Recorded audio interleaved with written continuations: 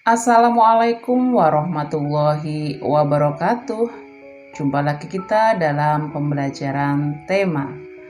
Pada kesempatan kali ini kita akan membahas tema 2, selalu berhemat energi, subtema 3, energi alternatif, pembelajaran 1. Adapun tujuan dari pembelajaran ini yaitu untuk kompetensi dasar IPA memahami tentang sumber energi alternatif dan pemanfaatannya. Kita akan buka dengan sebuah pertanyaan, bagaimana jika energi yang kita gunakan sudah habis? Adakah energi penggantinya?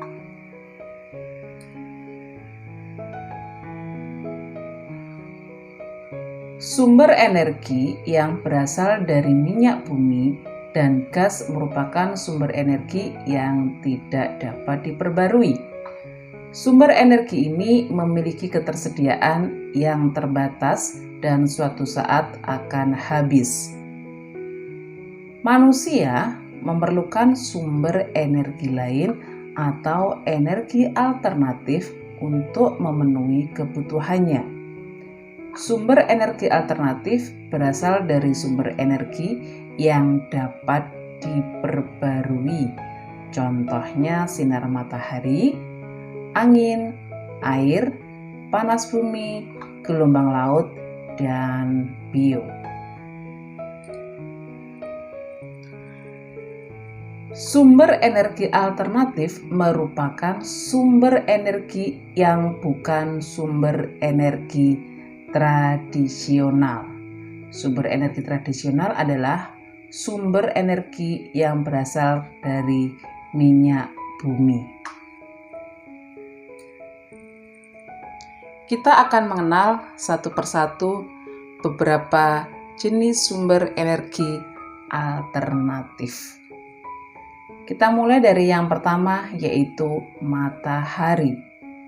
Dari matahari kita bisa mengambil beberapa manfaat karena matahari merupakan sumber energi terbesar di bumi. Apa sajakah manfaat yang bisa kita ambil dari matahari? Di antaranya yang pertama adalah sebagai sumber penerangan di bumi. Yang kedua, bisa berbantu dalam berperanan proses daur air. Selain itu, matahari panasnya bisa dimanfaatkan untuk membantu proses pengeringan, juga bisa membantu menjaga kesehatan tulang kita. Cahayanya membantu proses fotosintesis tumbuhan, dan panasnya juga bisa digunakan untuk menghasilkan energi listrik. Itulah beberapa di antara pemanfaatan dari matahari, baik dari panas maupun dari cahaya. Kita pindah pada sumber energi alternatif berikutnya, yaitu angin. Angin juga merupakan salah satu sumber energi alternatif yang bisa digunakan untuk pembangkit listrik tenaga angin. Namun untuk sumber energi alternatif angin ini masih belum terlalu populer di negara kita. Tapi sudah ada beberapa di daerah yang sudah mengembangkan pembangkit listrik tenaga angin. Ini salah satu contohnya adalah pembangkit listrik tenaga angin yang berada di Pantai Baru, Serantakan, Bantul, Yogyakarta. Keberadaan angin sangat melimpah dan tidak berbatas. Oleh karena itu, kita harus punya kreativitas untuk memanfaatkannya. Kita lanjut pada sumber energi alternatif berikutnya, yaitu air. Air merupakan salah satu sumber energi yang sangat dekat dengan kita dan pemanfaatannya pun sudah sangat meluas, mulai dari skala kecil maupun dari skala besar. Dari skala kecil kita mulai dari rumah kita, bisa kita gunakan untuk minum, kita bisa pergunakan untuk mandi, untuk mencuci, untuk menyiram, dan masih banyak sekali kebutuhan yang kita menggunakan air. Karena air merupakan sumber utama kehidupan. Namun, sebagai sumber energi alternatif, air pun juga bisa dimanfaatkan, salah satunya menjadi pembangkit listrik tenaga air atau PLTA.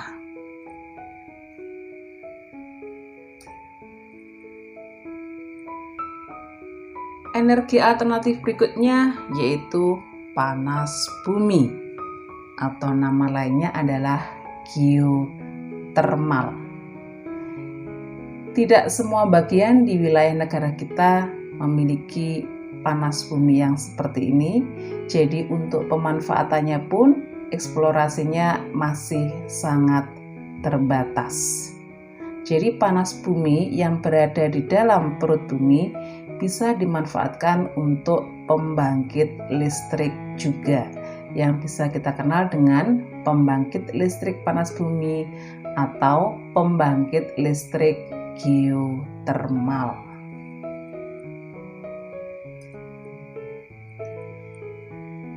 Energi alternatif berikutnya yang bisa dimanfaatkan yaitu melalui gelombang air laut.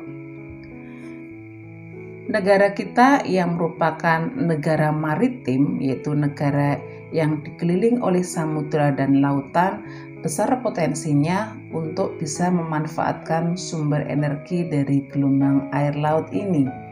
Namun, dalam hal ini untuk pemanfaatan gelombang air laut pun di negara kita masih diuji cobakan dan belum maksimal seperti energi alternatif lainnya, karena ini membutuhkan biaya yang sangat besar. Beberapa negara yang sudah mengembangkan adalah negara-negara maju, diantaranya adalah negara Jepang, kemudian juga negara Korea Selatan, dan negara-negara yang berada di belahan benua Eropa. Mudah-mudahan negara kita juga bisa segera menyusul mereka dan memanfaatkan salah satu sumber energi alternatif yang sangat besar dan melimpah yang ada di negara kita, yaitu gelombang air laut. Nah, kita lanjut berikutnya, yaitu energi alternatif, istilahnya yaitu biogas. Biogas adalah gas yang diperoleh dari sisa kotoran hewan ternak. Ya, jadi hewan ternak ini mengeluarkan kotoran, dan kotorannya ini mengandung gas yang bisa kita olah, ya, kita olah dengan model seperti ini, dan kita bisa manfaatkan untuk keperluan bahan bakar kendaraan, pengganti LPG, menghasilkan pupuk organik, dan memanfaatkan sampah lingkungan. Ini dari kotoran hewan, ini pun masih bisa memberikan manfaat. Tidak ada yang sia-sia yang diciptakan oleh Tuhan Yang Maha Esa.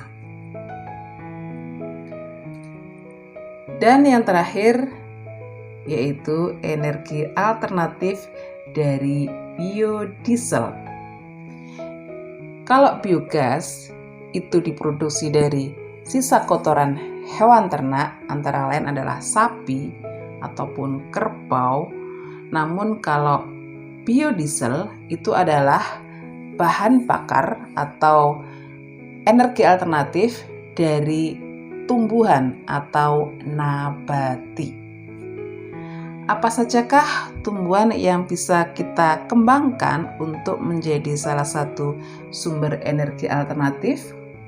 Yuk kita cermati gambar berikut. Ada di antaranya adalah sawit, ya. Selama ini sawit masih populer untuk dimanfaatkan menjadi kopra dan minyak goreng.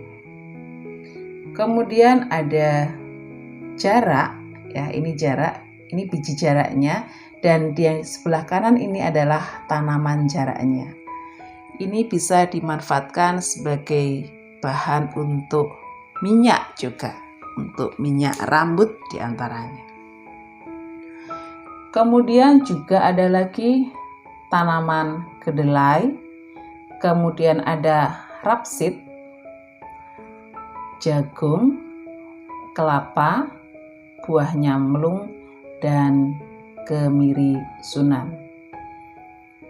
Kita sudah mulai banyak membudidayakan tanaman-tanaman ini untuk bisa dikembangbiakkan dan digunakan untuk salah satu bahan sumber energi alternatif dari biodiesel. Apakah manfaat dari energi alternatif biodiesel ini? Di antaranya adalah untuk bahan bakar solar atau bahan bakar mesin-mesin diesel. Jadi itulah beberapa sumber energi alternatif yang bisa kita manfaatkan, yang bisa kita kelola, yang ada di negeri kita tercinta Indonesia. Ada dari biogas, ada dari biodiesel, air, angin, geotermal, dan matahari. Sekilas itulah pembahasan kita pada kesempatan kali ini. Dan untuk menambah pemahaman kalian tentang energi alternatif dan pemanfaatannya, silahkan dibuka buku Siswa Tema 2 Subtema 3 halaman 99 dan 100. Saya akhiri dulu, cukup sekian. Mudah-mudahan bisa memberikan pemahaman dan manfaat yang sebesar-besarnya. Akhir kata, terima kasih. Wassalamualaikum warahmatullahi wabarakatuh.